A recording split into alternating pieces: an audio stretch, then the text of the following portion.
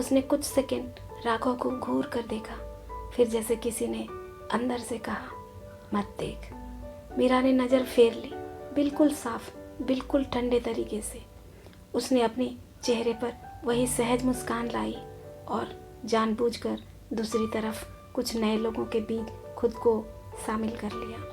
थोड़ी ज़्यादा हंसी, थोड़ी ज़्यादा बातचीत, थोड़ा ज़्यादा आत्मविश्वास। जैसे कह रही हो, तुम्हारा होना या ना होना मेरे लिए अब मायने नहीं रखता। और यही वो पल था जहाँ राघव सिर्फ दिखा रहा था और मीरा सच में पार्टी एंजॉय कर रही थी। मीरा बाकी लोगों के साथ खुद को बातचीत में उलझाए हुए थी। हंसी अब थोड़ी सहज लगने लगी थी, जैसे उसने खुद को संभाल लिया हो। लेकिन हर नज़र दोस्ताना नहीं होती। 2-3 औरतें थोड़ी दूरी पर खड़ी थी, मीरा को देख रही थी। उसकी चाल, उसकी आत्मविश्वास और लोगों के बीच उसकी सहज मौजूदगी उन्हें बुरी तरह खटक रहा था, असहज कर रहा था, जलन पैदा कर रहा था। उसमें से एक जानबूझकर ड्रिंक से भरा ग्लास हाथ में लेकर सीधे मीरा की ओर बढ़ी। अगला पल अचानक छपाक एक टकराव और उससे पहले कि मीरा कुछ समझ पाती, पूरा ड्रिंक उसके कपड़ों पर फैल चुका था। मीरा सन्न रह गई, कपड़े भीग चुके थे और वो पल उसे अचानक भीड़ के बीच बेहद असहज कर गया। ओह सॉरी, गलती से हो गया, उस औरत ने बिल्कुल बनावटी लहजे में कहा और बिना रुके आगे बढ़ गई। मीरा वहीं खड़ी रह गई, नजरें झुकी हुई, हाथ अनजाने में खुद को संभालने की कोशिश करते हुए। उसके चेहरे पर झेप, असहजता और अचानक आई हुई शर्मिंदगी साफ झलक रही थी। कुछ लोग मदद के नाम पर उसके करीब आए। ये लीजिए टिश्यू। अरे कोई बात नहीं। 1-2 औरतें थी, लेकिन एक आदमी कुछ ज़्यादा ही आगे बढ़ रहा था। वो जिद करके उसके बहुत करीब आने की कोशिश करने लगा। इट्स ओके, मीरा ने तुरंत कहा, आवाज़ कांपती हुई। मुझे इसकी ज़रूरत नहीं है, मैं खुद कर लूँगी। वो पीछे हटने लगी, लेकिन वो फिर भी आगे बढ़ा। थोड़ा ड्रिंक किया हुआ था। मैं आपकी मदद कर देता हूँ मिस मीरा। अब मीरा सच में घबरा गई थी।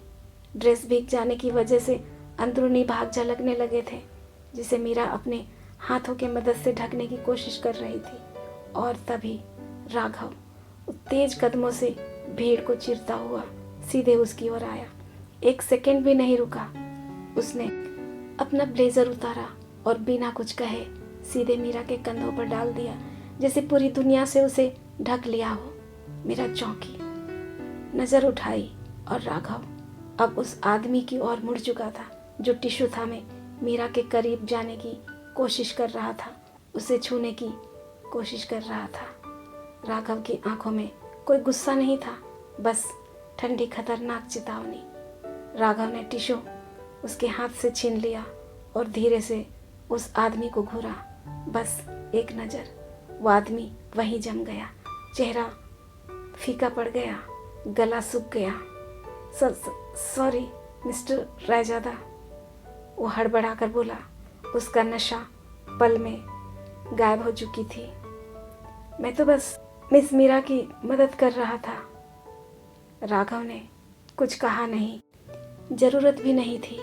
वो आदमी खुद ही पीछे हट गया और देखते ही देखते भीड़ में चला गया। मीरा अब भी सन्न थी, लेकिन उसके कंधों पर पड़ा ब्लेजर उसे थोड़ी सुरक्षित महसूस करा रहा था। पहली बार उस जगह उसकी सांस थोड़ी गहरी हुई और आसपास खड़े लोग समझ चुके थे यह कोई साधारण पल नहीं था। इस हादसे के बाद पूरी पार्टी हॉल का माहौल जैसे अचानक बदल गया। फुसफुसाहटें हवा में तैरने लगी। पूरा शहर मीरा और राघव को टीवी पर देख चुका था और अब यह दृश्य उन अफवाहों को फिर से जिंदा कर गया था। कोई कह रहा था कुछ तो इनके बीच है, कोई मुस्कुरा रहा था, बस आंखें चमका रहा था। मीरा ने एक पल के लिए चारों ओर देखा। लोगों की नजरें उस पर टिक गई थी, कुछ उत्सुक, कुछ जलन से भरी, कुछ बस कहानी गढ़ने की तैयारी में। फिर अनायास ही उसकी नज़र राघव की ओर चली गई। उसके कंधों पर पड़ा ब्लेजर और उसी पल वो खुशबू वही ट्रेन की उस रात की, वही गर्म सुकून देने वाली जिसमें वो एक पल को खुद को खो बैठी थी। मीरा का शरीर हल्का सा सिहर उठा, लेकिन अगले ही पल उसने खुद को संभाला। उसकी आंखों में राघव की बेरुखी, उसका घमंड और उसकी नफरत एक साथ उभर आई। उसने एक झटके में ब्लेजर अपने कंधे से हटाया और उसे राघव के हाथ में थमाते हुए कहा, मुझे इसकी ज़रूरत नहीं है। उसकी आवाज़ शांत थी, लेकिन उसके अंदर बहुत कुछ उफन रहा था। राघव अब तक पूरे हॉल पर नज़र रखे हुए था, लेकिन जैसे ही मीरा ने ब्लेजर उसके हाथ में थमाया, उसकी नज़र तेजी से मीरा पर पड़ी, तीखी सीधी। मीरा आगे बढ़ने वाली थी कि अचानक राघव ने उसका हाथ थाम लिया, मजबूत पकड़। वो गुस्से में उसके करीब आया। इस बार ब्लेजर यूं ही कंधे पर नहीं रखा, उसने पूरी तरह उसे पहनाया, दोनों बाजुओं में ठीक से हाथ डालते हुए, जैसे दुनिया को साफ कह रहा हो, ये मेरी जिम्मेदारी है। मीरा हक्का बक्का रह गई। ये क्या कर रहे हो? उसने फुसफुसाकर कहा। राघव, लोग देख रहे हैं, हटो मेरे पास से। मुझे तुम्हारी मदद नहीं चाहिए। लेकिन राघव जैसे उसकी आवाज़ सुनाई नहीं दे रही थी। उसका चेहरा जलजलाहट से भरा हुआ था। उसने ब्लेजर ठीक किया और एक पल के लिए मीरा की आंखों में देखा। मीरा ने नजरें फेर ली। उसने चारों ओर देखा। कुछ लोग जानबूझकर नजरें चुरा रहे थे, कुछ मुंह छुपाकर अब हंस रहे थे और कुछ लड़कियां जल रही थी। उन्हें यकीन नहीं हो रहा था कि यह वही लड़की जिसने राघव राजादा को थप्पड़ मारा था। उसके बावजूद राघव इतना पजेसिव क्यों है, इतना कंसर्न क्यों है, उसके इतना करीब क्यों है? आखिर क्या हो जाता है राघव को? जिस मीरा से उसे बेपनाह नफरत है, उसी मीरा की तकलीफ उसकी सांसें क्यों छीन लेती है? जिस दर्द से उसे दूर रहना चाहिए, वही दर्द उसे उसकी ओर खींच क्यों लाता है? क्या ये नफरत है या उससे भी खतरनाक कोई एहसास?